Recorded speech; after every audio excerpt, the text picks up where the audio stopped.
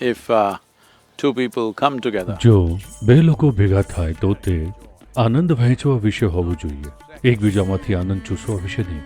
જો તમે આનંદ ચૂસવાનો પ્રયત્ન કરો તો ભલે તમે એના વિશે જાગૃત હોવ કે નહીં, તમારું મન એક બજાર બની જશે. પછી તમે ભાવતાલ કરશો કે કેવી રીતે ઓછું આપવું અને વધારે લેવું.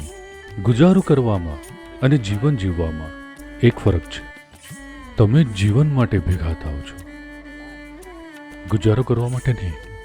જો તમે જીવન માટે ભેગા થતા હોવ તો તમારે આ સમજવું જ જોઈએ કે જીવન આપવાથી સમૃદ્ધ બને છે, લેવાથી નહીં. જો તમે હંમેશા જાગૃત હોવ કે આ એના વિશે છે કે કેવી રીતે બીજા વ્યક્તિના જીવનને બને તેટલું સુંદર અને શાનદાર બનાવવું, તો તમારે કેવી રીતે સારા સંબંધોને સાચવવા તે માટેની સેલ્ફ હેલ્પની પુસ્તકો વાંચવાની જરૂર નથી.